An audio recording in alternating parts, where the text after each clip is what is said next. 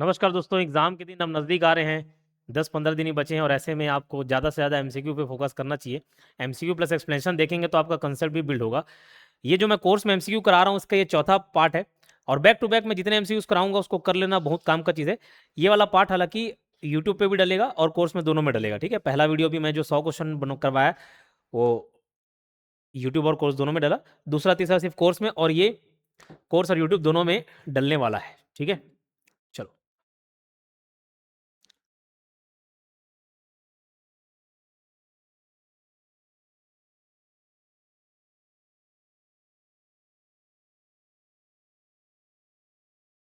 ये हमारा MCQ course MCQ और इसका फोर्थ पार्ट टॉप 40। तो टॉप 40 एमसीक्यूज देखेंगे, बहुत काम के हैं और अकाउंट्स के हैं और मिक्स हैं। इसके पीछे भी कंसेप्ट बताते चलूंगा, थोड़ा सा स्पीड मेंटेन करके चलूंगा। आपकी जानकारी के लिए बता दूं कि जो कोर्स में पीडीएफ डलेगा वो विदाउट ऐड, जैसे ऐड डला हुआ वो ऐड हट जाएगा और लास्ट में उसके आंसर भी डले रहेंगे। ठीक है, चलिए। बाकी आप इस पीडीएफ को टेलीग्राम में प्राप्त कर सकते हैं। टेलीग्राम कुछ दिन में हो सकता है बैन ही हो जाए या स्लो हो जाए उसका जो भी प्रोसेस है। तो आप बेहतर है कि हमारे व्हाट्सएप चैनल में जुड़े। टेलीग्राम में मैं व्हाट्सएप चैनल का भी लिंक डाल दूंगा, उसमें आप जुड़ सकते हैं। ठीक है, चलिए। एवरी ट्रांजेक्शन और इवेंट हैज टू एस्पेक्ट एज पर, प्रत्येक लेन देन अथवा घटना के दो पक्ष होते हैं, यह किस सिद्धांत के अनुसार है? तो ये डुअल एस्पेक्ट कंसेप्ट पर आधारित है और ये बहुत बार पूछे जाने वाला सवाल है। इजी है लेकिन इंपॉर्टेंट है। द्विपक्षीय सिद्धांत, ठीक है क्या? द्विपक्षीय सिद्धांत। अ bill was drawn on 20 January 2010 payable after 60 days. ये बहुत ही प्यारा क्वेश्चन है और मैं आपको बता दूं कि जरूरी नहीं आपके जो सिलेबस में रहे, जो कोर्स में दिया हो, यानी कि सिलेबस का पार्ट हो, सिर्फ वही आपको तैयार करके जाना है, बल्कि वो सारे पॉइंट पढ़ लेने हैं भाई जो अकाउंट से रिलेटेड है। तो क्या इंपॉर्टेंट है क्या नहीं, क्या रिलेटेड है, वो मैं एमसीक्यूज में कवर करा देना, उसके लिए चिंता करने की बात नहीं है। सर जॉइंट वेंचर नहीं है, सर पार्टनरशिप नहीं, सर बिल ऑफ एक्सचेंज नहीं, सर प्रोमिसरी नोट नहीं है। अरे नहीं है तो नहीं है, एमसीक्यू में कर लो एक आध दो क्वेश्चन और उसके पीछे का कंसेप्ट सीख लो। बिल देखो, बिल ड्रॉ किया गया 20 जनवरी 2010 को, 60 दिन के बाद पेबल है। तो बिल ऑफ एक्सचेंज में ना 3 पार्टी सबसे पहले आप याद रखना। पहला पार्टी याद रखोगे ड्रॉयर, दूसरा पार्टी याद रखना ड्रॉई, और एक है पेई। कौन कौन होते हैं? ड्रॉयर कौन है? जो सेलर है, यानी कि जो विक्रेता है। और कैसे विक्रेता है? क्रेडिट सेलर है, उधार में माल बेच रहा है। तो अगर इसने ड्रॉयर ने ड्रॉई को माल बेच दिया तो इसको पैसे देने चाहिए थे, लेकिन ये पैसे नहीं दे रहा है। ठीक है, तो ये उधारी लग रहा है। उधारी ड्रॉई, उधारी ड्रॉई, ऐसे राइम करते हुए याद रख लेना।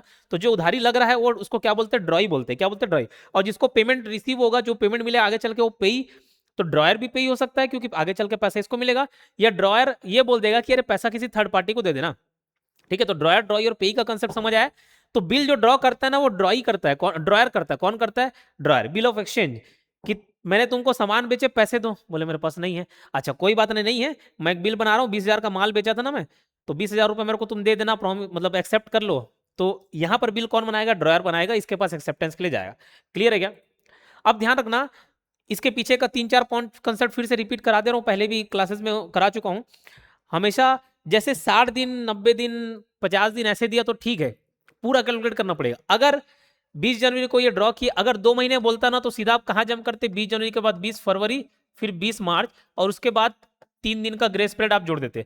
लेकिन अगर 60 दिन दे दिया तो पूरा 60 दिन आपको कैलकुलेट करना पड़ेगा। वो कोई लीप ईयर है कि नहीं उसको भी ध्यान देना पड़ेगा। उसके अलावा महीने में 30 दिन, 31 है, 28 है, उसको भी ध्यान देना पड़ेगा। ठीक है, अगर मैच्योरिटी डेट मतलब जिस दिन पैसा मिलना है वो दिन अगर पब्लिक हॉलीडे पड़ जा रहा है, गैजेटेड हॉलीडे पड़ जा रहा है, या ऐसा हॉलीडे है जो हमको पहले से मालूम है कि हाँ इस दिन छुट्टी पड़ना है, तो ऐसे केस में मैच्योरिटी डेट एक दिन पहले हो जाता है। याद रखें, एक दिन पहले हो जाता है। लेकिन अचानक से कोई कंटिजेंट हॉलीडे आ गया, या हॉलीडे मालूम नहीं, जैसे देखो खिसक जाता है। अभी ईद वाली ये कोई छुट्टी थी ना, मतलब जो सरकारी डिपार्टमेंट थे, एक दिन छुट्टी आगे पीछे हो गया था। अभी पिछले महीने की बात है, कोई छुट्टी थी एक दिन आगे पीछे, तो वो कंटिजेंट लायबिलिटी मालूम नहीं, अचानक से खिसक गई अभी छुट्टी। तो ऐसे केस में नेक्स्ट प्रीसीडिंग नेक्स्ट डे, अगर पहले से मालूम है पब्लिक हॉलीडे है, प्रीसीडिंग डे कोई इमरजेंसी आ गया, कंटिजेंसी आ गया, कोई महान आत्मा खत्म हो गया भाई, तो उस केस में अचानक से सार्वजनिक अवकाश दे देते हैं, शोक दिवस। तो ऐसे केस में एक दिन आगे बढ़ जाएगा मैच्योरिटी डेट। क्लियर है क्या? इतनी सी बात क्लियर। चलो, तो 20 जनवरी 2010 को एक बिल ड्रॉ किया गया 60 दिन के लिए, तो मैच्योरिटी डेट क्या होगा? तो भैया 20 जनवरी को, जनवरी में और कितने दिन बच गए? 11। ठीक है, फिर फरवरी आ जाएगा, 2010 फरवरी। ये लीप ईयर रहेगा क्या? 28 दिन रहेगा, 29 दिन रहेगा? बोले सर 28 दिन ही रहेगा, तो चलो ठीक है 28 दिन। जनवरी के बाद 2010 वाला जो है वो लीप ईयर नहीं रहेगा। 28 दिन फरवरी का ले लिए, तो 11 + 28 कितने दिन हो गए? 39 डेज तो हो गई है ना। 21 दिन और बचा क्या? मार्च महीने का 21 दिन और बचा, हाँ कि ना। 39 तो ये हो गए, तो 60 में 39 घटाओगे, 21 दिन और बच गए, तो 21। लेकिन आखिरी में 3 दिन और ग्रेस पीरियड रहता है, तो ये सब कुल मिला के 24 मार्च को ये मैच्योरिटी डेट रहेगा। कब रहेगा? 24 मार्च को मैच्योरिटी डेट रहेगा। एक आध दो क्वेश्चन आउट ऑफ सिलेबस हैं, लेकिन ना मैं इसको इसलिए लेकर आ रहा हूँ क्योंकि ये प्रीवियस ईयर में पूछे गए हैं। जो बच्चे व्यापम का एग्जाम नहीं दिलाए ना, उनको आइडिया नहीं रहता। जो फर्स्ट टाइम इसको दिला रहे ऑडिटर वाला, उनको लगता नहीं जो सिलेबस है बस वहीं तक। अरे नहीं होता है सिलेबस। व्यापम पीएससी देखना ना, इतने दिन से एग्जाम नहीं कर रहा हूं तो अनुभव, तो उस बात को माना करो। ठीक है, क्वेश्चन में कर लेने क्या दिक्कत है? एक दो क्वेश्चन कर ले, उसके पीछे कंसेप्ट सीख लिए, नहीं समझ आ रहा कोई दिक्कत नहीं। ठीक। amount spent for the construction of temporary hut which were necessary for construction of the overbridge and demolished when the flyover was ready। अस्थायी झोपड़ियों के निर्माण पर किया गया वह जो फ्लाईओवर के निर्माण हेतु आवश्यक थी और फ्लाईओवर तैयार होने पर तोड़ दी गई। क्या कहलाता है? अरे आप फ्लाईओवर आप नहीं बनाते होगे, घर तो बनवाते होंगे, तो घर जो बनवा रहे हो एक दो आदमी रखते हो उसको देखने के लिए, गार्ड टाइप का, वो छोटा छोटा ईटा ईटा को जोड़ के एक टेम्पररी टाइप का झोपड़ी टाइप का बनाता है कि नहीं बनाता? उसमें रहता है, वो भी खर्चा मेरा कैपिटल एक्सपेंडिचर है, वो भी मेरे घर का ही खर्चा है। तो ये सब क्या कहलाएगा? ये सब कैपिटल एक्सपेंडिचर कहलाएगा। क्या कहलाएगा? ये सारे के सारे क्या है? कैपिटल एक्सपेंडिचर है। ठीक है। और जिनको जानकारी नहीं है मैं बता दूं, अभी ये कूपन कोड ऑफर चल रहा है भाई, डिस्काउंट 40% प्लेटिनम बटन अवार्ड मिला है 1 लाख प्लस डाउनलोड सरपास करने का, तो 40% डिस्काउंट है। SPC40 लगाना है। तो जो बच्चे कोर्स ले लिए, टेस्ट सीरीज में एनरोल नहीं है, जो टेस्ट सीरीज ले लिए कोर्स में एनरोल नहीं है, कोई दोनों करना चाह रहे हैं तो कर सकते हैं ऐसे, ये कोड लगाना 40% का ऑफ मिल जाएगा। ये 16, 17, 18 जून के लिए है। ठीक है, ये 3 दिन के लिए है, तो आप इसको, और शुरू के 100 बच्चों के लिए है जिसमें ऑलमोस्ट 80-85 तो हो ही गए होंगे मुझे लगता है। तो ये कोर्स है, मत सोचिए यार मैं पहले से पढ़ाऊँ, वो 1-2 मार्क्स से आप जिस दिन चूक जाएंगे ना आपको खलेगा। ज्यादातर वही बच्चा जो 50-40-50 मार्क्स से चूक रहा है वो कोई कॉम्पिटिशन में है ही नहीं। जो 100 में 20-30-40-50 लेके आ रहा है वो कॉम्पिटिशन में है नहीं, 60 ला रहा है कॉम्पिटिशन में है नहीं। ठीक है, हाँ तैयारी करके कॉम्पिटिशन में अलग बात, लेकिन जो 80-82 पहुंच रहे हैं 1-2 मार्क्स की वजह से भी अगर आप खल जाए, मतलब चूक जाएंगे, एग्जाम नहीं निकाल पाएंगे, आगे चल के बहुत खलने वाला है। तो theory objective test series exam निकालने का, जो 18 एग्जाम निकालने का अनुभव है, सिर्फ और सिर्फ टीओटी में बोलता हूँ, theory objective test series. Theory मैं आपको पढ़ा रहा हूँ कोर्स में, ऑब्जेक्टिव्स भी करा ही रहा हूँ कोर्स में, ये एमसीक्यूज है, और एक टेस्ट सीरीज, जो टेस्ट सीरीज है इसको दिलाना 1500 क्वेश्चन रट देना। कोई इजी होगा, कोई हार्ड होगा, कोई मीडियम रेंज का होगा, सारे के सारे 1500 क्वेश्चन रटा देने चाहिए, और जो कोर्स में एमसीक्यू करा रहा हूँ उसको कर लेना। ठीक है, समझिए बात। चलो, वो एप्लीकेशन है योगेन साहु क्लासेस, डायरेक्ट वहां से ऐप डाउनलोड करके खरीद सकते हो, अदरवाइज ये हेल्पलाइन नंबर है 8770123687, ये हेल्पलाइन नंबर है, इसमें आप कॉन्टैक्ट कर ले, है ना। ये टेलीग्राम चैनल है, और इंस्टा में भी जुड़ जाए हमसे, है ना, इंस्टाग्राम आईडी है। चलो, difference of total of debit and credit side of trial balance transfer to. तलपट के डेबिट तथा क्रेडिट पक्ष के योग में अंतर में, ऐसे तो योग दोनों बराबर आना चाहिए, लेकिन अंतर आ जाए तो उसको कहां डालते हैं? सस्पेंस खाता में डालते हैं। किस में डालते हैं? सस्पेंस अकाउंट में डालते हैं। ठीक है। In the absence of partnership agreement profit and losses are shared among the partner. देखो ये पार्टनरशिप का क्वेश्चन आ गया, लेकिन हमने को पूरा पार्टनरशिप नहीं पढ़ना, हमारे सिलेबस में ही नहीं, लेकिन एक इक्का दुक्का क्वेश्चन जो प्रीवियस ईयर में कभी आ गए इंपॉर्टेंट, उसको मैं करा दे रहा हूँ, कंसेप्ट बिल्ड करा दे रहा हूँ, तो क्या दिक्कत है? कोई दिक्कत नहीं, पढ़ लो। जब देखो, अगर कोई पार्टनरशिप में है, 2-4 पार्टनर मिलके एक पार्टनरशिप खोले, पार्टनरशिप फर्म चला रहे हैं, और उनके बीच एग्रीमेंट हुआ, तो कोई दिक्कत नहीं कि प्रॉफिट हम 3:1 में बांटेंगे, ओके। इंटरेस्ट ऑन ड्राइंग इतना % रहेगा, इंटरेस्ट ऑन कैपिटल इतना % रहेगा, इंटरेस्ट ऑन लोन इतना % रहेगा, ओके। सारा चीज ठीक है, सैलरी मिलेगा, हाँ ठीक है, कमीशन मिलेगा, हाँ सर ठीक। तो डीड के हिसाब से हो तो चलो ठीक है, पार्टनरशिप डीड रहे तो। लेकिन अगर अगर अगर कोई भी पार्टनरशिप डीड नहीं होता है, कोई एग्रीमेंट नहीं होता है, तो उस केस में प्रॉफिट जो है वो इक्वली बांटा जाता है। ठीक है, तो ना इक्वली बांटा जाता है। As per Indian partnership act 1932, जो इंडियन पार्टनरशिप एक्ट है 1932 का, वो ये भी बोलता है, वो इक्वली नहीं रहेगा एग्रीमेंट तो इक्वली बांट लेना, ये वो। और क्या बोलता है वो एक्ट? वो ये बोलता है कि अगर एग्रीमेंट डीड नहीं रहेगा ना, तो कोई तुमको सैलरी नहीं मिलेना भैया, कोई तुमको अलग से इंटरेस्ट ऑन कैपिटल नहीं मिलेगा, इंटरेस्ट ऑन ड्राइंग चार्ज नहीं करेंगे, लेकिन 6% इंटरेस्ट ऑन लोन रहेगा। कितना %? 6% इंटरेस्ट ऑन लोन रहेगा। क्लियर है क्या? उस बात को भी आप ध्यान रखना। चलो, अब ये देखते हैं, which of the following is not true, कौन सा सही नहीं है। ये क्वेश्चन बहुत फंसाता है, पता है। मैं हमेशा बोल रहा हूँ कि आपका कंपटीशन ना किसी दूसरे से नहीं है, आपका कंपटीशन आपसे ही है। बोले सर कैसे? पिछले दिन से बेहतर बनना है, वो वाला कंसेप्ट की बात नहीं कर रहा हूँ। आप खुद को ले जा रहे हो एग्जाम हॉल में, आप खुद को ले जा रहे हो एग्जाम हॉल में, लेके जा रहे हो, आप घबराए हुए हो, आप बिल्कुल पढ़े हुए, कोई डाउट नहीं, लेकिन आपसे सिली मिस्टेक हो जाता है, एक दो क्वेश्चन गोला मारने में आप गलती कर देते हो, एक दो क्वेश्चन क्लिक नहीं किया, आप अटेंटिव नहीं हो, वो आप वो जो आपका जो सेल्फ है वो 4-5 मार्क्स कम लेके आएगा, लेकिन आप अटेंटिव हो, आप क्वेश्चन को ध्यान से पढ़ रहे हो, पूरा कंसंट्रेशन आपको वही है, आप सिली मिस्टेक अवॉइड कर रहे हो, आप 4-5 मार्क्स एक्स्ट्रा लेके आओगे। ठीक है, तो इस बात को ध्यान रखना। तो हमेशा गलती होती, ट्रू है नॉट ट्रू है, फॉल्स है नॉट फॉल्स है, ये सब सेंटेंस में ध्यान दिया करो। पेटी कैश एसेट है, पेटी कैश किस पर काम करता है, कई बार डिस्कस कर चुके हैं, इंप्रेस सिस्टम पर। क्या होता है पेटी कैश? अरे छोटा मोटा खर्चा है, पोस्टेज का और दुनियादारी स्टैम्प का खर्चा है। हमारे यहाँ कोई आते हैं, चाय नाश्ता पानी ये सब के लिए कोई खर्चा, मेहमान आ गया तो लेके जाओ, तो बार बार कोई स्टाफ मेरे से आके मांगेगा नहीं, मैं रोटेट हो जाऊंगा, अरे 10 बार तुम मारे बार, तो 5,000 रुपए दे देते हैं, 10,000 रुपए दे देते हैं, 10,000 रुपए है, तुम मेंटेन करके रखना। 10,000 हर महीने तेरे जेब में रहना चाहिए, जो भी खर्चा होगा उसको उसी में से किया कर। 10,000 में 4,000 खर्चा कर दिए, 6,000 बचा है, अगले महीने फिर 4,000 उसमें जोड़ के उसको बैलेंस 10,000 मेंटेन करूंगा। तो पेटी कैश भी एक प्रकार का कैश ही है भाई, वो एसेट ही है। Plant and machinery fix asset होता है, ये भी सही है। Good distributed sample is credit to purchase account, जी बिल्कुल, सैंपल के लिए तो उसको एडवर्टाइजमेंट अकाउंट डेबिट, क्योंकि एडवर्टाइजमेंट नहीं करवा रहे, समझ लो, advertisement account debit to purchase, ये होता है। तो इस क्रेडिट टू, कई लोग इतना पूरा जर्नल एंट्री लेजर कर लिए, सब चीज पढ़ लिए, 11 12 बीकॉम एमकॉम सब कर लिए, सीएसीबीडी पास कर लिए, यहां पर आके गाड़ी फंस जाती, कभी कभार देखता हूं। डेबिटेड टू और क्रेडिट टू में थोड़ा सा गड़बड़ हो जाता है। तो डेबिटेड टू बोला तो डेबिट में क्या है उसको देखना, क्रेडिट टू बोला तो क्रेडिट में क्या है उसको देखना। तो good distributed sample is credit to purchase account, जी बिल्कुल, है ना, जो परचेस अकाउंट है क्रय खाता उसमें क्रेडिट किया जाता है, सही है बात है। इन केस ऑफ डेब्ट becoming bad the amount should be credit to bad डेब्ट अकाउंट, ये देखो ये छठ वाला जो क्वेश्चन है उसका ऑप्शन भी गलत है। क्यों गलत है? आपको मालूम है कि जो बैड डेब्ट है वो हमारे लिए लॉस है।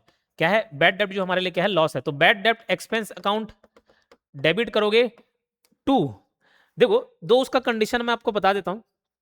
एक अपन हो सकता है कि भैया प्रोविजन बना रहे हैं, एक प्रोविजन बना रहे हैं, तो बैड डेब्ट expense account debit to allowance, या अपन प्रोविजन फॉर बैड डेब्ट लिख सकते हैं, जो आप लिखना चाहते हो, अलायंस फॉर बैड डेब्ट ये लिख दिया, अलायंस फॉर बैड डेब्ट या प्रोविजन फॉर बैड डेब्ट ये मैं लिख दिया। और आगे चल के अगर खर्चा हो ही जाता है, मतलब बैड डेब्ट इनकर हो ही जा रहा है, तो कुछ नहीं करना है, जो अलायंस फॉर बैड डेब्ट है उसको अपने को डेबिट करना है। ठीक है, अलायंस फॉर बैड डेब्ट को डेबिट करना है, और जो भी कस्टमर का नाम है तो कस्टमर का नेम या डेटर या अकाउंट रिसीवेबल, इस टाइप से आप नाम से क्रेडिट कर सकते हो। ठीक है, तो अभी फिलहाल इन केस ऑफ डेब्ट बिकमिंग बैड, तो amount should be credit to bad डेब्ट अकाउंट, ये बात गलत है। बैड डेब्ट कभी भी क्रेडिट हो ही नहीं रहा है, देखो ना, या तो यहाँ पे डेबिट हो रहा है, कहीं पे क्रेडिट हो ही नहीं रहा है, तो ये बात बस गलत हो जाती है। तो जनरल एंट्री का भी थोड़ा आपको ध्यान रखना पड़ेगा। क्लियर है? चलो, return inward is, return inward, या देखो कभी कभार ये सेल्स रिटर्न, परचेज रिटर्न, क्रय वापसी, विक्रय वापसी तो हम सुने रहते हैं, लेकिन अंग्रेजी में एक और चीज आ जाता है, रिटर्न इनवर्ड और रिटर्न आउटवर्ड, वो थोड़ा कंफ्यूज करता है। तो उसके लिए मैं आपको बता दूं, रिटर्न इनवर्ड मतलब सामान हमारे पास वापस आ जा रहा है। कब आपके पास वापस आए? इनवर्ड मतलब इन, अंदर। तो कब आपके पास सामान वापस आएगा? जब दिए रहोगे, दिए रहोगे, बेचे रहोगे, बेचे रहोगे, मतलब सेल्स है। तो जो सेल्स रिटर्न हो जा रहा है वो सेल्स रिटर्न है, रिटर्न इनवर्ड है। तो रिटर्न इनवर्ड मतलब सेल्स रिटर्न होता है, सेल्स रिटर्न होता है। तो इस वापसी आवक को डेबिट किया जाता है, इज डेबिटेड, किस में डेबिट किया जाता है? Profit and loss account, balance sheet, trading account, none of the above. तो मुझे ये बताओ, ट्रेडिंग अकाउंट में जाता है कि नहीं जाता? ट्रेडिंग अकाउंट में तो करते क्या अपन, उसको एडजस्ट, सेल्स में से सेल्स रिटर्न को घटा देते हैं, है कि नहीं? और अगर ऐसे आप देखोगे तो सेल्स रिटर्न टू सेल्स अपन एंट्री मार सकते हैं। ठीक है, नहीं sorry, sales to sales return, sales to sales return.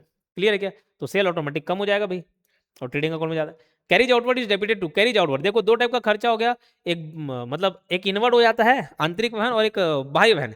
तो कोई माल वाल ढुआ रहे भैया अंदर, जो खरीदी टाइम में खर्चा कर रहे हैं, वो कैरीज इनवर्ड है, और वो ट्रेडिंग अकाउंट में जाता है। जबकि कैरीज आउटवर्ड किस में जाता है? Carries outward profit and loss account में जाता है। तो इस बात को एकदम से ध्यान रखेंगे। जो 8वां क्वेश्चन है उसका आंसर है प्रॉफिट एंड लॉस अकाउंट, क्योंकि जो कैरीज आउटवर्ड है वो प्रॉफिट एंड लॉस अकाउंट में जाता है। Option B is the right answer. ठीक है, कैपिटल कैसे आ जाएगा? एसेट माइनस लायबिलिटी, एसेट में से संपत्ति घटाओगे, सॉरी परिसंपत्ति में से दायित्व घटाओगे तो आपको क्या मिल जाएगा? पूंजी मिल जाएगा। क्लियर है? इसको भी आप याद रखेंगे। आगे बढ़ते हैं। मटेरियल था 4,000 रुपए का और लेबर चार्ज 3,000 था। Paid for erection of the building, मतलब जो बिल्डिंग है उसकी स्थापना में, उसको खड़ा करने में खर्चा किया गया, बिल्डिंग बना रहे हैं। तो भैया इसको लेबर का चार्ज है और क्या मटेरियल का चार्ज है बोल के आप उसको रिवेन्यू एक्सपेंडिचर मत मान लेना, राजस्व मत मान लेना। वो हम एक फिक्स्ड एसेट को तैयार करने के लिए खर्चा कर रहे हैं, तो वो फिक्स्ड एसेट में ही आएगा, यानी कि वो is debited to building account, है ना। अगर उसको कैश में पे किए होंगे तो building account debit, building account debit to क्या आ जाएगा, कैश अकाउंट, ये एंट्री बन जाएगा। तो इस बात को भी आप ध्यान रखेंगे, बिल्डिंग अकाउंट में ही ये पैसा जाएगा, डेबिट होगा। क्लियर है क्या? चलिए आगे बढ़ते हैं। Fundamental accounting assumption are, fundamental accounting assumption क्या है, लेखांकन की मौलिक मान्यताएं क्या है, फंडामेंटल अकाउंटिंग एजम्पशन इज, तो ये है एक रूपता सिद्धांत, कंसिस्टेंसी होना चाहिए, ऐसा नहीं कि एक साल कुछ और मेथड यूज कर रहे हो, दूसरे साल कुछ और मेथड यूज कर दिए, फीफो कर दिए, लिफो कर दिए, एसएलएम कर दिए, डब्ल्यूडीवी कर दिया, ऐसा नहीं। गोइंग कंसर्न कंसर्ट, बिजनेस चलते जाता ये एज्यूम कर रहे भैया चलेगा। आज योगेन साहब क्लासेस अगर इस स्थापना हुई इसकी तो ये सोच के हुई है कि भैया चलेगा, लंबा चलेगा। ठीक है, एक्रूअल कंसेप्ट कि पैसा रिसीव नहीं हुआ लेकिन एक्रू हो गया, अपन उसको रिकॉर्ड कर लेंगे। ऑल ऑफ द वो सारे के सारे एजम्पशन हैं। ठीक है, writing off transaction in the ledger is called, बहुत बढ़िया। ठीक है, writing off transaction in ledger is called, ledger में क्या करते हैं, पोस्टिंग करते हैं, लेजर में क्या करते हैं, पोस्टिंग करते हैं, याद रखना। ठीक है, म्युनिसिपल टैक्स 6000 डिस्प्यूट है, अंडर डिस्प्यूट है नगर पालिका कर, जरूरी थोड़ी नहीं वो मेरे फेवर में आए मेरे अगेंस्ट में आए, मेरे फेवर में आ सकता है 6000 रुपए, मेरे अगेंस्ट में आ सकता है 6000 रुपए, मुझे देना भी पड़ सकता है, नहीं देना पड़ सकता है, देना हो तो ब्याज के सहित भी देना पड़ सकता है। तो ये मेरा कंटिजेंट लाइबिलिटी, कोई प्रोविजन नहीं है, कंटिजेंट लाइबिलिटी। ठीक है, अभी फिक्स नहीं है ना, contingent liability. Purpose of accommodation, accommodation bill is क्या, जैसे देखो अपन बिल को ना डिस्काउंट भी करा सकते हैं, खैर उतना डिटेल कंसेप्ट नहीं बताता, बिल को डिस्काउंट भी करा सकते हैं, बैंक से करवा लिए, ए और बी दोनों को पैसे जरूरत थी, मैं ड्रॉयर बन गया, तुम ड्राइव बन गए, अपन बिल ड्रॉ कर दिए, लेकिन उसको ना कुछ परसेंट में 5-10% में बिल डिस्काउंट करवा लिया बैंक के पास से, आधा तुम रख लिया आधा मैं रख लिया, जो खर्चा होगा इंटरेस्ट वाला हो अपन आधा आधा बांट लेंगे। तो ऐसे भी चलते हैं। फिलहाल इसको एक ना पर्पस ऑफ कन्वर्जन बीज when both parties are in need of fund, जब दोनों पक्षों को धन की आवश्यकता हो। ये सब एकदम हु बहू ऐसी क्वेश्चंस भैया पूछ दिए गए हैं पीवाईक्यूज में, भी मैं पीवाईक्यूज भी कराऊंगा, पीवाईक्यूज भी कराऊंगा। मैं इस बात की गारंटी देता हूं, आपको ना इधर उधर देखने की जरूरत नहीं पड़ेगी। क्यों नहीं पड़ेगी, सोचो मैं क्यों बोलता हूँ ऐसा, कोई हवाई बातें नहीं, कॉन्फिडेंट के साथ बोलता हूँ। निकाला हूं एग्जाम तो भैया तुम्हारा भी निकलवा सकता हूँ, कॉन्फिडेंट के साथ बोलता हूँ। कारण क्या, जो व्यापम का पैटर्न है, जो ट्रेंड है, वो कोई दिक्कत नहीं कि अरे भैया नया बार पहली बार ऐसा सिलेबस आया, कोई दिक्कत नहीं। कितना नया सिलेबस है, कितने सारे एग्जाम हुए, नया सिलेबस डाला, सहकारिता में सहकारिता अधिनियम डाला, मंडी में मंडी अधिनियम डाला, लेबर में लेबर अधिनियम डाला, फूड इंस्पेक्टर फूड एक्ट डाला, ये हमारे से हॉस्टल उड़ान लिया था उसमें तो 10-10 अलग अलग एक्ट थे, कहाँ डील नहीं किए, सब जगह डील किए हैं। महिला प्रयोक्ष महिला संबंधी इतने सारे अधिनियम थे, पीएससी वार्डन में उसका एक अलग अधिनियम था, क्या क्या अधिनियम नहीं पढ़ाए हैं, सबको डील किए हुए हैं। ठीक है, क्लियर है। तो मैं पीवाईक्यूज को भी कवर करा रहा हूँ, जैसे भी कवर कराऊंगा, लेकिन आप जो कंफ्यूज हो रहे हो ना सर, दूसरे जगह देख रहे हैं, कभी आंसर गलत लग रहा है, कहीं दूसरा यूट्यूब चैनल फॉलो कर रहा है, कोई दूसरा कंटेंट, सारा चीज यहीं पे समेट दूंगा मैं। उन लोगों के लिए बोल रहा हूँ जो कोर्स ऑलरेडी खरीद चुके हैं, आपको दूसरे देखने की जरूरत नहीं पड़ेगी, मैं पूरा समेट दूंगा। मैं अपना कंटेंट खत्म करा लूं, फिर मेरे को लगेगा मार्केट में ऐसे भी चीजें भैया जो योगेन सर से अच्छा पढ़ा दिया, कोई दूसरा पढ़ा दिया, मैं टाप दूंगा उसको। ठीक है, टेंशन मत लो उसका, मैं सब चीज कवर करा दूंगा, लेकिन पहला मेरा तो सिलेबस खत्म करो। तो हु बहू लेकिन याद कर देना, जनरल देर आर कितना कॉलम होता है बताओ, 4 होता है, 5 होता है, 6 होता है, क्या बनाते हो, क्या बनाते हो इधर, याद आ रहा है, डेबिट क्रेडिट तो होता ही है, डेबिट क्रेडिट, ये एलएफ होता ही है, ये डेट वाला होता ही है, ये पर्टिकुलर विवरण वाला होता है, दिनांक विवरण, लेजर फोलियो, डेबिट और क्रेडिट पक्ष होता है कि नहीं होता, 1 2 3 4 5, 5 कॉलम हो गया भैया। लेजर में कितने होते हैं, 4 एक तरफ 4 दूसरे तरफ, 4 डेबिट पक्ष तरफ 4 क्रेडिट, तो कितने हो गए, 8 दिए नहीं, 8 कॉलम। ठीक है, डी कर लेना, 8 5 6 7 8, 8 कॉलम 8 स्तंभ हो गए भाई। हैं क्या क्या होता है लेजर में, ये डेट हो गया, पर्टिकुलर हो गया और अमाउंट हो गया जी, जीएफ हो गया और अमाउंट हो गया, ये डेट पर्टिकुलर जीएफ और अमाउंट हो गया, 8 column. Joint venture account is a, joint venture कैसा है, नॉमिनल खाता है, संयुक्त उपक्रम खाता कैसे है, नॉमिनल खाता है। जॉइंट वेंचर कैसा टाइप का पार्टनरशिप है, शॉर्ट टर्म पार्टनरशिप है, शॉर्ट ड्यूरेशन के लिए। जॉइंट वेंचर क्या है, जॉइंट वेंचर या संयुक्त उपक्रम जो है वो किसी स्पेसिफिक पर्पस के लिए किया जाता है, 2-3 महीने 4 महीने में मेरे को कुछ दिख रहा है कि मैं बिजनेस करूँ, लाभ कमा लूँ, जॉइंट वेंचर खोल सकता हूँ। जैसे पार्टनरशिप में पार्टनर्स होते हैं, जॉइंट वेंचर में को वेंचर्स होते हैं। इन सब बातों को आप याद रखेंगे, एक एक क्वेश्चन के पीछे कंसल्ट भी कराते चल रहा हूँ। Freight charges paid on purchase of new motor will be debited to, नई मोटर की खरीद पर भुगतान किया गया भाड़ा किस खाते में डेबिट किया जाएगा।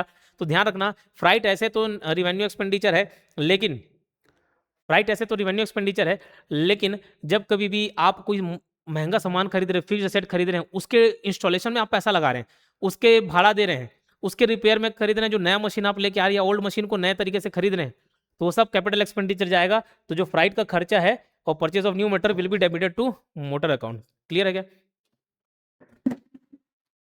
कौन बात कर रहा है इधर इतना जोर से? हाँ, थोड़ा धीरे बात करने वाला, नहीं हुआ है, बंद मत करना। कैपिटल एक्सपेंडिचर प्रोवाइड्स बेनिफिट, पूंजीगत आज मैं ये मशीन लेके आ गया, आज मैं ये सेटअप लेके आ गया, क्या ये आज ही 1 साल बेनिफिट देगा? ये तो 4-5 साल चलेगा, 10 साल चलेगा जी। तो जितने भी कैपिटल एक्सपेंडिचर है आमतौर पे फिक्स्ड एसेट के लिए जो हम खर्चा करते हैं, मशीन हो गया, बिल्डिंग हो गया, कोई फैक्ट्री बना रहे, कुछ भी हो, ठीक है, प्लांट एंड मशीनरी लगा दे रहे, ये फर्नीचर लेके आ रहा हूँ, ये एसी लेके आ रहा हूँ, ये सब मेरे को लॉन्ग टर्म बेनिफिट देने वाले हैं। कैसे देने वाले हैं? Long term benefit. Capital expenditure provide benefit in the long term, दीर्घकालीन लाभ देते हैं मुझे। ये जो पूंजीगत व्यय हैं वो दीर्घकालीन लाभ देते हैं, लॉन्ग टर्म देते हैं। कैपिटल एक्सपेंडिचर रिकॉर्डेड इन, भैया जैसे मशीन खरीद के ला गया, फर्नीचर खरीद के लेके आ गया, तो उसको किस में डालूंगा? पिनल अकाउंट में डालूंगा? ट्रेड अकाउंट में डालूंगा? नहीं, वो बैलेंस शीट में जाएगा। किस में जाएगा? बैलेंस शीट में जाएगा। इन बातों को आप ध्यान रखना, इस टाइप के क्वेश्चन अगर पूछे गए। मेरे लिए फर्नीचर हो सकता है फिक्स्ड एसेट, हो समझना, मेरे लिए फर्नीचर क्या हो सकता है? फिक्स्ड एसेट हो सकता है, ठीक है। मेरे लिए कोई मोटर फिक्स्ड एसेट हो सकता है, लेकिन मेरी कंपनी का नाम ही यहाँ पे बता दे, योगेंद्र मोटर्स, योगेंद्र फर्नीचर, तो समझ जाना योगेंद्र फर्नीचर के लिए फर्नीचर फिक्स्ड एसेट नहीं है, उसके लिए परचेज है, वो उसके लिए डेली खरीदने बेचने वाला माल है। तो उन सब बातों को याद रखना, क्वेश्चन में उस नाम को भी आप ध्यान देना, ठीक है। मैं फिर से बोलूंगा, लास्ट टाइम में जितना एमसीक्यूज हो सके, जितना मैं करा रहा हूं उसको रट देना भैया, उसको रट देना, ठीक है। बहुत ज्यादा आप कंटेंट के पीछे भागोगे ना, कुछ नहीं होने का है। बहुत ज्यादा थ्योरी के पीछे भी भागोगे, कुछ नहीं होने का है। इधर उधर 10,000 15,000 एमसीक्यू कर लोगे, नहीं होने का है। उसको फिर समेटना पड़ेगा, कंफ्यूज जाओगे, वो गलती कर बैठोगे। तो जितना मैं करा रहा हूं उतना हूँ बहू रट देना। ये जो कोर्स में जितने बच्चे देख रहे हो, मेरा हाथ जोड़ के विनती है आपसे, इसको पढ़ लेना भैया। 2 बार 3 बार देख लो, हु बहू रट डालो। जो क्वेश्चन डिफिकल्ट लगता है, जो पॉइंट्स डिफिकल्ट लगता है, उसको थोड़ा अलग से नोट डाउन कर लिया करो, ठीक है। समझ आई बात? चलो, cash discount allowed to a debtor should be credited to. Cash discount allowed, देखो कल मैं कोर्स में एक एमसीक्यू डाला, बताया ट्रेड डिस्काउंट को ऊपर नहीं करते हैं ना, कैश डिस्काउंट को अलाउ करते हैं। तो एंट्री पहले बना लो, कैश अकाउंट डेबिट। अरे कोई पैसा नहीं दे रहा डेटर, कितना रुपया लग रहा है? बोले 40,000, 10% डिस्काउंट दे रहा हूँ, पैसा देगा? हाँ दे दूंगा, दे दूंगा। तो cash account debit, discount allowed, debit to debtor हो गया, है ना, या उसका नाम कस्टमर का नाम हो सकता है, अकाउंट रिसीवेबल हो सकता है, ठीक है, सब एंट्री हो सकते हैं। तो कैश अकाउंट डेबिट हमारा कितना, मान चलो ये 40,000 रुपये से लेना था, ये हीरो पैसा नहीं दे रहा था, अपन इसको 10% का लालच दिया, डिस्काउंट अलाउ कर दिया 4,000, पैसा हमको कितना मिल गया? 36,000 मिल गया, ठीक है। अब क्या पूछा है देख लो, cash discount allowed to a debtor should be credited to debtor. Option में क्या दिया? डेटर अकाउंट दिया हुआ है, तो यही ऑप्शन ए मान लेना। क्या? 21 का ए। अगर कस्टमर का नाम दिया है वो डाल दो, है ना। और अगर अकाउंट रिसीवेबल दे दिया हुआ है, क्योंकि एक प्रकार से रिसीवेबल ही, डेटर मतलब क्या हो गए? रिसीवेबल ही हो गए। वो सबको आप याद रखना। थोड़ा बहुत अभी देखो, इसमें थ्योरी बेस्ड क्वेश्चन ज्यादा डाल रहा हूँ, बहुत ज्यादा न्यूमेरिकल्स नहीं करवा रहा हूँ। अगर आप ध्यान दिए होंगे इस पैटर्न को, मेरा एक तरीका होता है कि मैं, ठीक है, धीरे धीरे step by step, direct hard question नहीं कराऊंगा। कई लोग वेट कर रहे हैं, सर इजी इजी है, इजी है, कुछ इजी नहीं, यही मैं बता रहा हूँ करके आपको इजी लग रहा है। डायरेक्ट आप एग्जाम में फेस करोगे ना, इसी में गलती करोगे। तो ना ओवर एस्टिमेट करना, ना अंडर एस्टिमेट करना है। बहुत मजेदार क्वेश्चन है, ठीक है। यही सबसे बनेंगे क्वेश्चन, वो 1-2 क्वेश्चन जो हार्ड आता है उसके चक्कर में आप भागते रहते हो, ये सब करना। अभी न्यूमेरिकल क्वेश्चन भी कराऊंगा, issue of share, debenture, preference share, equity share, और कितने सारे न्यूमेरिकल्स नहीं है। आप कॉस्ट अकाउंटिंग देखोगे, कॉर्पोरेट अकाउंटिंग तो बता ही दिया, ठीक है। रेशियो एनालिसिस देखोगे, बहुत सारे न्यूमेरिकल्स भी हैं जिसको हमको करना है, तो उसको कवर कराऊंगा मैं, उसके लिए निश्चिंत रहो, ठीक है। तो अभी फिलहाल ये थ्योरी वाला एक बार खत्म कर लेंगे, फिर न्यूमेरिकल्स में थोड़ा ध्यान देंगे, अकाउंट्स का हो जाएगा, फिर मैं ऑडिट, मैनेजमेंट और इकोनॉमिक्स के भी क्वेश्चंस कराऊंगा आपको। 31 दिसंबर 2009 को अशोक लिमिटेड ने एक मशीन खरीदा मोहन लिमिटेड से 1,75,000। ये क्या है मुझे बताओ। आप अकाउंटिंग में जो भी रिकॉर्ड करते हो, जनरल एंट्री, लेजर एंट्री, सब बना रहे हो, जो भी कर रहे हो, वो ट्रांजेक्शन का करते हो कि इवेंट का करते हो? वो ट्रांजेक्शन और इवेंट दोनों होता है, जरूरी नहीं हर एक इवेंट में ट्रांजेक्शन हो जाए, लेकिन हर ट्रांजेक्शन इवेंट जरूर हो। तो इसने मशीन खरीदा, ये ट्रांजेक्शन भी इवेंट भी। इवेंट मतलब एक घटना, और ट्रांजेक्शन मतलब उसमें कुछ पैसे का लेन देन हो जाए, या कोई सामान का लेन देन हो जाए। तो ये ट्रांजेक्शन भी है, इवेंट भी है, बेसिक सा क्वेश्चन, लेकिन ये सब पूछे जा सकते हैं। प्रीपेड कमीशन हैज अ, आप ये भैया प्रीपेड कमीशन एसेट है, लाइबिलिटी क्या है? मैं पहले से कमीशन प्रीपे कर दिया हूँ, तो ये एसेट है, और एसेट हो तो ये कैसा बैलेंस रहेगा? ये डेबिट बैलेंस रहेगा। कैसा बैलेंस रहेगा? Debit balance. क्लियर है? याद रहेगा। अच्छा, मैं आप लोगों के लिए क्वेश्चन लेके आया था, मैं ये पूछ लेता हूँ, यूट्यूब पे आप जवाब दे देना, है ना। कोर्स में तो ऐसा ऑप्शन नहीं रहता नहीं है।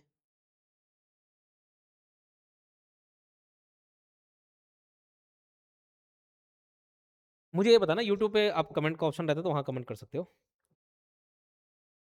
मान के चलो मैं 1.5 लाख रुपए का सेल किया, कोई ओपनिंग डेटर क्लोजिंग डेटर नहीं, मैं 1.5 लाख रुपए का सेल किया, तो मेरे डेटर 1.5 लाख रुपए तक हो सकते हैं, क्रेडिट सेल कर दूंगा 1.5 लाख। लेकिन क्या 1.5 लाख सेल करने के बावजूद 1,60,000 हो सकता है क्या? हो सकता है क्या? बताना।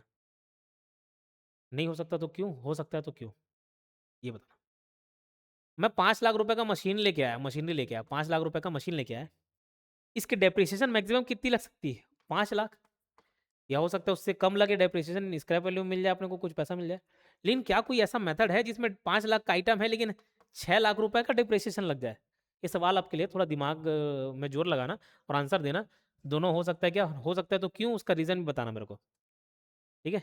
चलिए, the following account will have debit balance, कौन सा डेबिट बैलेंस होगा ये बताओ। कैपिटल तो क्रेडिट जाता है, cash account debit to capital, capital introduce किए तो कैपिटल ले देखो क्रेडिट बैलेंस है। Outstanding salary, salary account debit to outstanding salary, भैया ये क्रेडिट बैलेंस रहेगा, लाइबिलिटी है क्रेडिट बैलेंस रहेगा, ठीक है। Loan to, reserve for doubtful डेब्ट, इसको भी देख लेते हैं। तो रिजर्व फॉर डाउटफुल डेब्ट के लिए क्या बनाओगे एंट्री आप, बैड डेब्ट अकाउंट डेबिट, बैड डेब्ट expense account debit to allowance for bad डेब्ट या एएफडीबी, एएफडीबी अलाउंस फॉर बैड डेब्ट या प्रोविजन फॉर बैड डेब्ट, जो आप नाम देना चाहो, ठीक है, ये एंट्री बनेगा। तो रिजर्व फॉर बैड डेब्ट भी का क्या हो गया, ये क्रेडिट बैलेंस हो गया। Loan to other party, loan लिया नहीं है, loan to other party, loan दिया है आपने, लोन दिया है तो वो रिसीवेबल है, एसेट है, इसका डेबिट बैलेंस होगा। तो 24 का आंसर है ऑप्शन ए, क्लियर है। A sum of rupees 50,000 was spent on painting the new plant. It is new plant को पेंटिंग करने में 50,000 रुपए खर्चा कर दिया गया, कैपिटल एक्सपेंडिचर है, ठीक है।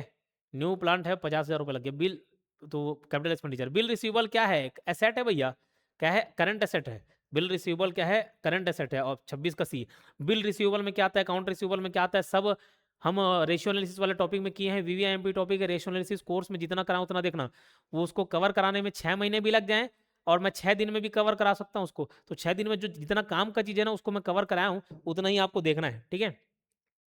ये जबरदस्त क्वेश्चन, ये सब दिमाग लगाने वाला क्वेश्चन है, ये सब में हो सकते हैं हड़बड़ी में अच्छे अच्छे स्टूडेंट गलती कर दें, ध्यान देना। तो इस टाइप का क्वेश्चन है ना तो बेहतर है कि आप थोड़ा वर्किंग कर लें, जैसे मैं करके अभी आपको बताऊंगा। When closing inventory is understated net income for the accounting period, the अंतिम स्टॉक जब कम दर्शाया जाता है तो लेखा अवधि की शुद्ध आय क्या प्रभावित होती है, मुझे ये बताओ। ओवर स्टेटेड मतलब ज्यादा दिखाया गया, और अंडर स्टेटेड मतलब उसको कम आंका गया। ये ट्रेडिंग अकाउंट में इधर बाई सेल्स आता है, हाँ कि ना, बाई क्लोजिंग स्टॉक आता है, हाँ कि ना, इधर टू परचेज आता है, टू डायरेक्ट एक्सपेंस आ गया, टू ओपनिंग स्टॉक ऊपर में लिखना था, टू ओपनिंग स्टॉक, ये सब आता है, तब जाके ग्रॉस प्रॉफिट इधर बैलेंस मेरे को आएगा। इधर इधर वाला जितना अमाउंट ज्यादा होता जाएगा, सेल 1 लाख था 1.5 लाख हो गया, मेरी प्रॉफिट ज्यादा आएगी। इधर का आइटम इधर सेल कितना हो गया, 1.5 लाख रुपए हो गया, और परचेज 1 लाख रुपए है, तो मेरा प्रॉफिट कितना निकलेगा, ग्रॉस प्रॉफिट 50,000। अगर ये ज्यादा लिख दूं किसी भी कारण से, गलती से लिख दूं या नॉर्मली बढ़ जाए, अगर ये 150 की जगह 160 आ जाए तो मेरी प्रॉफिट अब 60,000 हो जाएगी। तो इतना समझ आए, इसको जितना बढ़ाओगे प्रॉफिट बढ़ेगा, प्रॉफिट बढ़ेगा, जितना कम करोगे प्रॉफिट कम होगा। तो अगर क्लोजिंग इन्वेंट्री को कम दिखा दिया गया, क्लोजिंग इन्वेंट्री को कम दिखा दिया गया तो प्रॉफिट ऑटोमेटिकली क्या हो जाएगा, कम हो जाएगा, कम दिखेगा, अंडर स्टेटेड, ठीक है। प्रॉफिट क्या, कम दर्शाया जाएगा, कम दिखेगा, है ना। वैसे ही डेबिट साइड वाला जो है, जितना परचेज खर्चे जितना ज्यादा बढ़ेंगे उतने आपके प्रॉफिट कम होंगे, तो उसको याद रखना। और खर्चे जितने कम होंगे उतने प्रॉफिट बच जाएंगे भैया, पैसे आपके बढ़ जाएंगे। The balance of an account is always known by the side, ये जबरदस्त क्वेश्चन है, लेकिन समझना कभी कभार इंटरप्रिटेशन में हम गलती कर देते हैं। मुझे ये बताओ, अभी इधर 1.5 लाख रुपए है क्रेडिट साइड और इधर 1 लाख रुपए है डेबिट साइड, मैं 50,000 बैलेंस लिख तो दे रहा हूँ, लेकिन ये सवाल बताओ आंसर शॉर्टर है हायर है, ये बताओ मुझे। The balance of an account is always known by the side, बताओ किधर, जिसका हायर रहता है। ये जैसे देखो, ये अगर अपन इधर 50,000 एक्स्ट्रा है ना, तो ये भले लिख तरफ डेबिट रहा हूं, लेकिन ये बैलेंस कैसा है, क्रेडिट बैलेंस ज्यादा है ना। तो जिधर बड़ा पक्ष रहेगा ना हायर, उसको अपन बैलेंस मानते हैं, लिखते भले अपोजिट साइड है। समझ आ रही बात। वीवीआईएमपी था भाई, ये कैसा था, वीवीआईएमपी है ना, याद रखना उसको।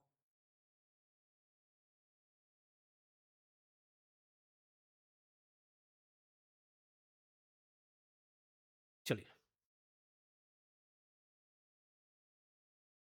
Stock should be out of godown in the sequence which there I is based on. देखो, आप घर में कैसे करते हो भैया, जो पहले सामान लेके आया उसको पहले, जो सब्जी पहले लेके आया उसको पहले बनाओगे, खत्म करोगे, जो लास्ट में है तो उसको लास्ट में, यही करते हो। तो स्टॉक वैल्यूएशन में भैया, इन्वेंट्री वैल्यूएशन में भी हम ऐसे ही काम करते हैं। एक फीफो मेथड होता है जिसमें पहले जो माल आया उसको पहले निकालेंगे, इन the sequence in which they arrive, जैसे जैसे आया वैसे वैसे निकालते जाएंगे, तो उस मेथड को क्या बोलते हैं अपन, फीफो बोलते हैं। लिफो भी कई जगह यूज किया जाता है, देखो बहुत ज्यादा व्यापक तौर पे तो यूज नहीं होता है, लेकिन कहाँ पे यूज होता है, वो इस जगह यूज हो जाता है कि भाई हम कोई फैशन को फॉलो कर रहे हैं, ट्रेंड को फॉलो कर रहे हैं, कपड़ा वाला दुकान है, कपड़े की एक दुकान है, लेटेस्ट ट्रेंड आया, जो अभी लेटेस्ट माल लेके आया है उसको पहले निकालूंगा ना। अरे सोच के देखो, आ, ठंडी का टाइम था, ठंडी के बाद क्या लग गया, गर्मी लग गया, अब मेरे पास ठंडी का स्टॉक बच गया है, पहले मैं कौन से माल लेके आऊँ, ठंडी वाला लेके आऊँ, अब गर्मी आ गया, तो ठंडी में वूलन कपड़ा चलता है, गर्मी में नहीं चलता, अब मैं गर्मी में कोई कस्टमर आया उसको वुलन कपड़ा दिखा रहा हूँ, चलेगा क्या नहीं, उसमें मेरे को लिफो मेथड यूज करना पड़ेगा, समझ आई बात, लिफो मेथड यूज करना पड़ेगा। All the expenditure of revenue nature go to, राजस्व प्रकृति के सभी व्यय किस में जाते हैं, राजस्व प्रकृति में, या तो ट्रेडिंग अकाउंट में जाएगा या पिनल अकाउंट में जाएगा, है ना, तो इसका आंसर हो जाएगा डी, बी और C. And under valuation of previous year opening inventory will be, देखो ये भी अंडर वैल्यूएशन, पिछले साल के ओपनिंग इन्वेंट्री का कम मूल्यांकन कर दिया, इधर 1.5 लाख आया था सेल्स और क्लोजिंग स्टॉक मिला के, इधर मान के चलो ओपनिंग स्टॉक और परचेज जिसमें ओपनिंग स्टॉक भी शामिल है 1 लाख रुपए, इसको अंडर वैल्यू कर दिए, तो नॉर्मल 50,000 बैलेंस दिखता, लेकिन अगर इसको अंडर वैल्यू करके 90,000 कर दिए तो हमारा प्रॉफिट कितना दिखेगा, 60,000। तो प्रॉफिट बढ़ा हुआ दिखेगा घटा हुआ दिखेगा, cost previous net income to be overstated, अगर मैं ओपनिंग स्टॉक के वैल्यू को कम कर दूं तो मेरे को प्रॉफिट हमेशा ओवर स्टेटेड फॉर्म में दिखेगा, बढ़ा वाले फॉर्म में दिखेगा, क्लियर है, ठीक है।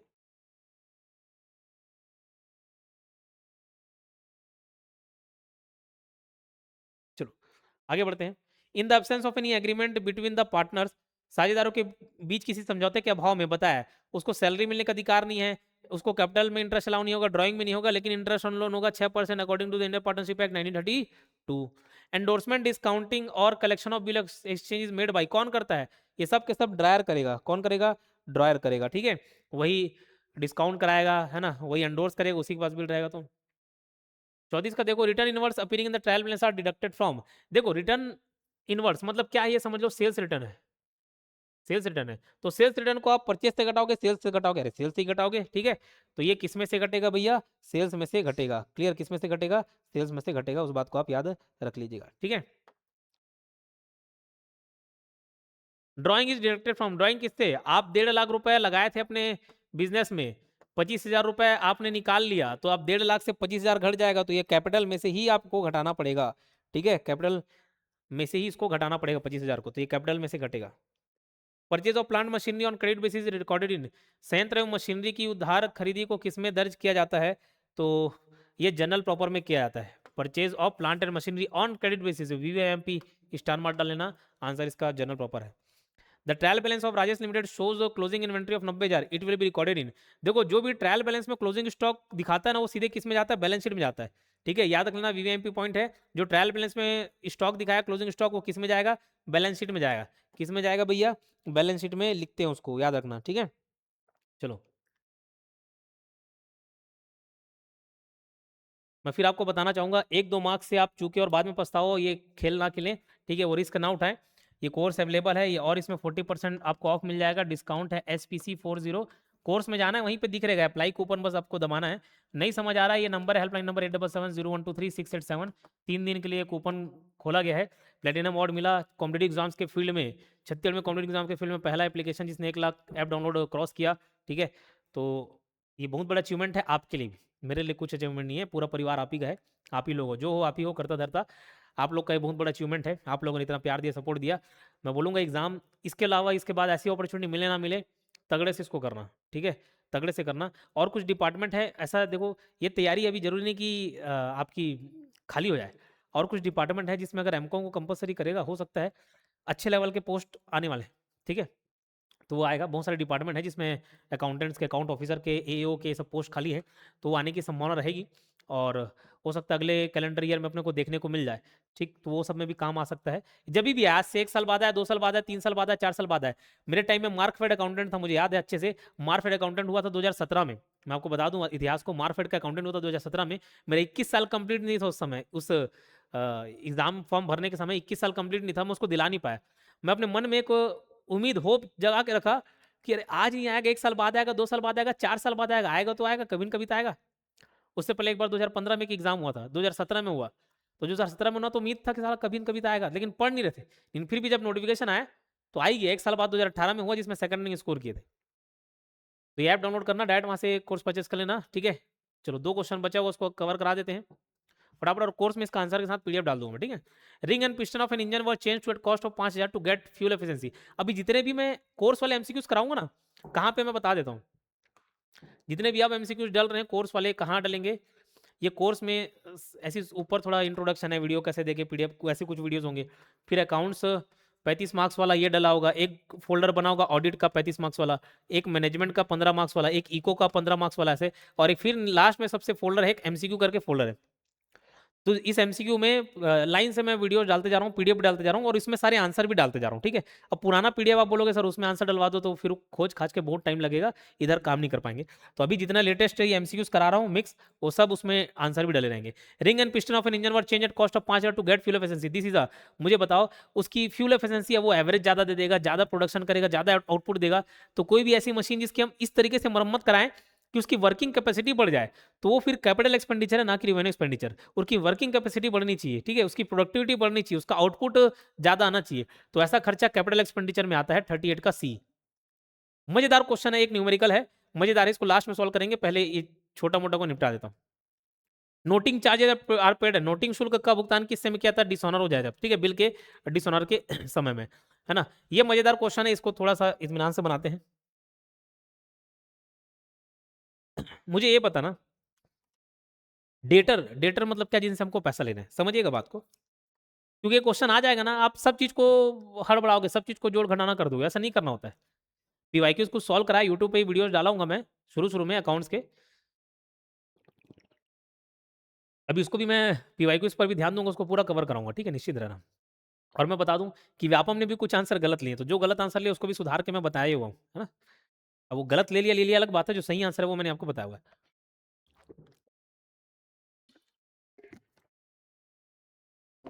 तो वहाँ भी पिछले बार भी जब क्वेश्चंस पूछे गए थे, कई पॉइंट्स ऐसे थे जबरदस्ती डाले गए थे ताकि आप कंफ्यूज हो, उसको कुछ ना कुछ कोच के उस पर, वैसे नहीं करना था। मैं जो उधार में माल दूंगा और जो मेरे को पैसे रिकवर होंगे, तो सिर्फ उधारी चला रहेगा ना, कि कैश सेल से लेना देना रहेगा। जो मेरे से नगद में सामान खरीद के चले गया, तो मेरा कैसा डेटर हुआ, नहीं लगेगा पैसा। अरे आपको 20,000 रुपए का सामान चाहिए था, 20,000 रुपए तुरंत नकदी दे दिया आपने, तो फिर आप मेरे उधार लगोगे ही नहीं ना। तो हमको जब भी डेटर की बात आए ना, इसमें क्या निकालना है, कैश कलेक्टेड फ्रॉम डेटर, कितना पैसा वसूल हुआ देनदारों से, उसको निकालना है। तो हमको सबसे पहले क्रेडिट सेल ढूंढना पड़ेगा। तो क्रेडिट सेल या उधार में की गई बिक्री कितनी है, तो उसको देख लो। टोटल सेल 5,26,000 है, तो टोटल सेल 5,26,000 में से मैं क्या घटा देता हूँ, 1,40,000 कैश सेल को घटा देता हूँ, ठीक है। 5,26 में से 1,40 कैश सेल्स को घटा दिया मैं, तो मेरे पास आ जाएगा ये 40, 60,000, 86,000, दो हो गया, 3,86,000 मेरे कितने आ गए भैया, मेरे क्रेडिट सेल आ गए, 3,86,000 मेरे क्रेडिट सेल आ गए, इसमें कोई दिक्कत नहीं सर, कोई दिक्कत नहीं। अच्छा ठीक है। अब इस साल मैंने 3,86,000 रुपए का माल बेच दिया, मतलब मेरे को पैसे कितने मिलने वाले होंगे, 3,86,000। इतनी सी बात क्लियर है क्या, इतनी बात क्लियर है। लेकिन मैं देख रहा हूँ कि पिछले साल भी मेरे कुछ पैसे लग रहे थे, तो मैं उसको भी जोड़ूंगा कि नहीं जोड़ूंगा, ओपनिंग डेटर को सर जोड़ना चाहिए। अरे वो 60,000 रुपए भी तो मेरे को लेना है ना, वो सुन ले, तो भी उनको 60,000 रुपए उनको ले दो, ठीक है। अब इसको जोड़ो, कितना आ रहा है, 6, 8, 6, 14, 4,46,000 आ रहा है, कितना आ रहा है, 4,46,000। इतना पैसा मेरे को मिलना चाहिए, मेरे को मिलना चाहिए 4,46,000। लेकिन समझना, 4,46,000 मेरे डेटा है पुराने मिला के और इस साल के मिला के, 4,86,000 रुपए मेरे को वसूल करने हैं। लेकिन मैं देख रहा हूँ अब अगर मेरे पूरे पैसे वसूल हो जाए, तो लास्ट में मेरे पास डेटा शून्य बचना चाहिए, हाँ कि ना। लेकिन मैं देख रहा हूँ कि अगर मेरे पास 46,000 रुपए के कुछ डेटर बच जा रहे हैं, 46,000 रुपए क्लोजिंग डेटर बच जा रहे हैं, इसका क्या मतलब कि मेरा 4,46,000 में 40,000 रुका हुआ, मतलब सिर्फ और सिर्फ 4,00,000 रुपए वसूला हुआ है, हाँ कि ना। तो बस इसमें मैं क्या घटाऊंगा, क्लोजिंग स्टॉक, क्लोजिंग डेटर घटाऊंगा। तो क्लोजिंग डेटर घटा दो भैया, लास्ट में इतने बच गए, तो ये कितना बच गया अपने पास, 4,14,000। अभी भी 4,14,000 वसूला सकता था, लेकिन हो सकता है कुछ अमाउंट को मैंने बैड डेप्ट मान लिया, उम्मीद नहीं है मेरे को मिलने की, तो बैड डेप्ट को भी घटाना पड़ेगा, उसको भी अमाउंट घटाना पड़ेगा। तो बैड डेप्ट कितना है, 14,000 का, तो इस 14,000 को भी घटा दो, 4,00,000 रुपए का था ये। जबरदस्त सेशन, कैसा लगा आप यूट्यूब पे कमेंट करके बताएं, ठीक है। और ज्यादा से ज्यादा एमसीक्यूज करना है, कंटेस्ट करना है, कोर्स खत्म करना है, एग्जाम निकालना है, कोई रिस्क नहीं लेना है 1-2 मास 3 मास 4 मास का। किसी हमारे में ही बहुत कंपटीशन है, हमारे कोर्स और टेस्ट सीरीज में ही बहुत कंपटीशन है, आप उसी को पार कर लें, उसी में मेंटेन करके रहें, बहुत अच्छा होगा, ठीक है। कोई रिस्क लेना चाहते हैं हमसे जुड़ सकते हैं, ठीक है। ये सेशन कैसा लगा, धमाकेदार लगा नहीं लगा, और किस सब्जेक्ट में यूट्यूब पे एमसीक्यूज चाहिए, क्योंकि मैं हर कोर्स के वीडियोस को नहीं डालूंगा यूट्यूब पर, लिमिटेड वीडियोस डालूंगा। आप किस सेक्शन में चाहते हैं वो बता दीजिए, अगर ऑडिट मैनेजमेंट ये सब बोलेंगे तो मैं फिर उस पर काम करूंगा, अगला वीडियो उस पर लेकर आएंगे, ठीक है। बाकी कोर्स वाले आज लाइव क्लास में भी हम लोग मिलेंगे। धन्यवाद।